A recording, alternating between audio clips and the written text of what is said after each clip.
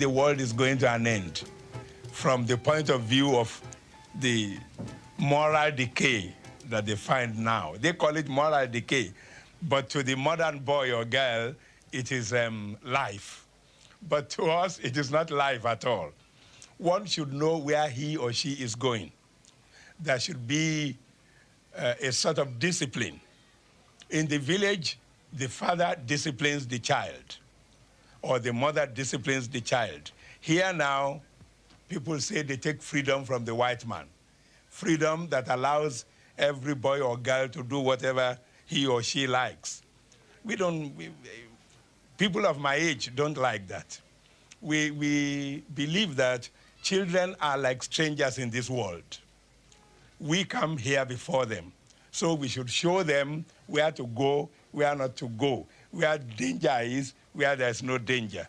But to allow a stranger just to drift about in a new place is not very good.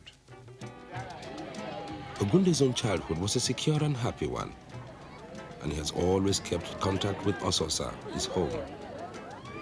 In the same way, too, he has always remained accessible, a man of the people. As he says himself, he'd never had much of a formal education. He attended the village school up to standard 6, the equivalent of finishing primary school in England. And I think I thank God today that I didn't go to that college or university at all, because I could have possibly been exposed to some classical way of life or some classical way of doing drama that I could not have been able to do what I'm doing today. His theatre performs in either Yoruba or, when he's outside the Yoruba-speaking area, Pidgin English. I did for backyard. Listen, today is my working day. Yes, sir. Stand here. Okay, sir. If you see anybody going like this, yes, sir. Or like this, yes, sir. Just break out. Stop. Okay. Here, 2 of his actors rehearse Highway Eagle, the story of a roadside thief who, in this scene, instructs his new assistant. Then you go show and say you be man. You go get a blow. Oga, if I get a blow, bah, he say reply me, bah, waiting I go do. Then you go tell him say you be proper thief. Then you go come and get him double blow. Yeah. Okay. West African Pidgin is a language in its own right, and not just English badly spoken. Oga, that one, you go finish him. You go kill him, pata pata. Stand here. Stand proper. Yes, sir. Okay, sir. Ah. Today. Oh, madam, good evening. How are you? Fine, madam. Well, now, who are you? Oh, come on, madam. Come. Waiting. It be like say I know you somewhere. Me? Yes. Where? Not be Jankara today. Jankara. Na Jankara. Not you, they sell cloth. Oh, yeah. For I know you. You know? Oh, sorry, madam. Na mosquito. Waiting they bite somebody. Na mosquito. Now so you plenty for them. Plenty here. Now cloth are they sell for Jankara. Now cloth are they sell. Yes. Which one you want buy? Na Ankara. Lace. Damask. Anything you have. So you get money? I get money. Money dey for my pocket. What's in the fall for my body? Oh, mosquito. Sorry. All my money don't fall down. Sorry. All my money don't fall down. I dey go. Okay, let's go. Wait. Yeah, bro. Who be this man? You be you. You know him? I don't know him. Who are you? They tell you so this place, bro. This place be your house? Go back. Rehearsal of the police station scene in Highway Eagle. Why? Look at you. Policemen often turn up in Ogunde's plays, not least because, after being a teacher for a short period, Ogunde became a policeman himself. I joined the police force by accident. I was on holidays from Ijebu, and I went to Ibadan. Then I was just going on the streets one day, and I saw a crowd of people. Many people were standing. Oh, I inquired, what were they doing there? They said policemen were being recruited. Oh, then I said, policemen? I like it. Then I joined the queue. Again? Go back again. About 10 minutes later, the superintendent of police came out and said, line up. and we lined up. We were about over 400 of us on parade. And so the superintendent came round, looked round, and then picked 40 of us out of 400. Then we sat to an examination, and 4 of us were selected. That was how I joined the police force. While in the police, Ogunde started to write religious operas and plays for various churches. He became much in demand, and in 1945 decided to turn professional. The whole money I got when I was starting was £9. That was my saving for 8 years in the police force. So out of these £9, I bought raffia, bought drums, bought a small bicycle for £1.10 and some costumes, and I started. He put out an advert in the press asking for 30 charming ladies as actresses. 30. Can you imagine a new theater asking for 30 women? And he got no response whatsoever. Then I put in another advertisement, wanted 30 lady clerks as workers, Ogunde, what was it, an African Music Research Party. And then the response was tremendous. Many people came, many girls came, even boys came. When they arrived for interviews, he then told them that he wanted them for, as actresses, so that most of them ran away. And some were removed by irate parents who didn't want their girls appearing on the stage and being considered as prostitutes, which they were in those days, not so much now.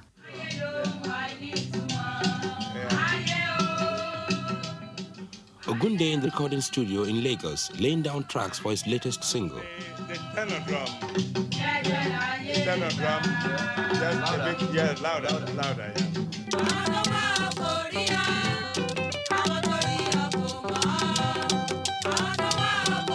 Ogunde's theatre has prospered since those early days in the 40s, and others have followed this path. Most of them, like Ogunde, have been writer-actor-managers, giants in their own right. Men like the late Kola Ogumola, the late Duro Ladipo, Moses Olaiya, and Oyin Adejobi. 40 years ago, there was no professional theatre in Nigeria in the strict sense of the word. Today, there are over 30 struggling traveling companies in just the Yoruba-speaking area of Nigeria alone. During those years, Ogunde's own company has constantly adapted and changed its style and subject matter. In the late 40s, for instance, the young Ogunde was influenced by the nationalism of such men as Dr. Nnamdi Azikiwe, later to be Nigeria's first president, and Chief Obafemi Awolowo. He started to write plays that reflected the new political awareness of his time.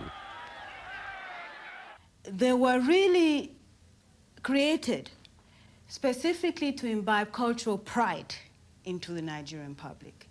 Cultural pride so that they would be conscious to realize that colonial rule was, continuing colonial rule was not good. In fact, when he took his play Strike and Hunger to the tin mining town of Jos, the colonial authorities reacted. And when the play started, police came on the stage and scattered the actors and actresses and scattered the audience and arrested Ogunde and a few of his artists as well. And of course, the nationalist press notified the whole country immediately with screeching headlines. It became a hot public debate for days. You know, their darling had been captured by these very cruel people, you know, by these colonial masters. And this, of course, helped Ogunde immensely. Independence came in 1960.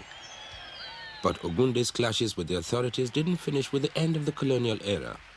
He continued to be critical of the new African rulers. In '64, he wrote a play called Yoruba Ronu, meaning Yoruba think. Although set in ancient times, it was in fact a bitter comment on the then current struggle between two Nigerian politicians competing for power, Chief Obafemi Awolowo and his protege, Chief S.L. Akitola. They invited him to write a play for the inauguration of the cultural arm of their party, and he agreed. And when he put on the play, they thought he was going to show a nice cultural show on Yoruba custom. And he started attacking them. It's stories of a king who, leaving his vice-regent temporarily in charge of his court, travels throughout his kingdom. But the vice-regent, having been given power, has no intention of giving it up. The king is taken captive, and corruption and poverty come to his land. His bewildered subjects are left to suffer. Eventually, the gods intervene, and the king is restored to his rightful place. The prime premier and the ministers realized that he was attacking them, and they all got up and walked out. And he continued with the play, and it was immensely enjoyed by the public and the audience. And a few days later, he was banned. This time, he did not go to press. It was the press that protested on his behalf. This banning order lasted right up to Nigeria's first military coup 2 years later. But before then, in the 50s, Ogunde had developed what was later to be called his concert party style. Again, he was responding to the people's changing mood. They wanted a theater that concentrated a lot on jazz and Western variety, shows. And he had been doing this in Ghana, having his women playing the saxophone and dressed in grass skirt and big hats and really shaking their figure.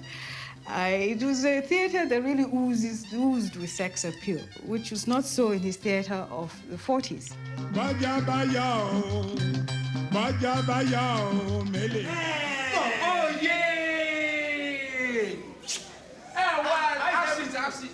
He put onto the stage a collection of contemporary rogues, bomber boys and good time girls, talking hip and local pidgin, reflecting the easygoing morals of the new city life.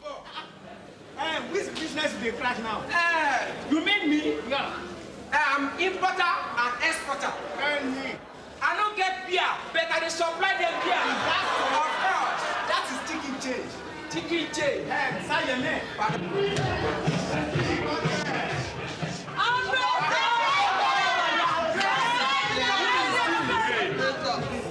And they warn you. And they warn you. All these natives like this, what you they do? I warn you, say you know good. Will you go? Huh? Will you go? Go on. Push him out.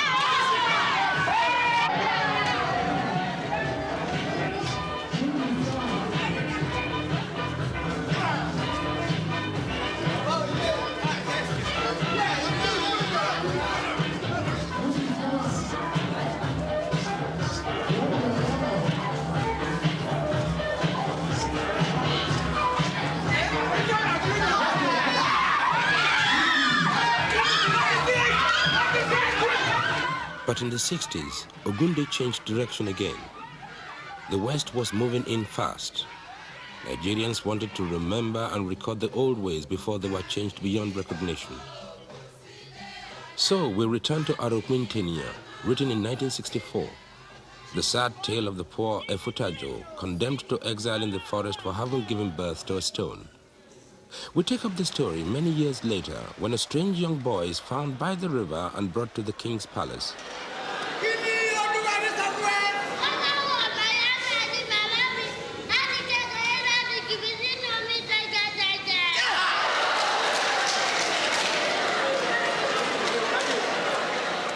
Already, he has told them that his name is Uriadeki Ibe, meaning in Yoruba, the one born to be king.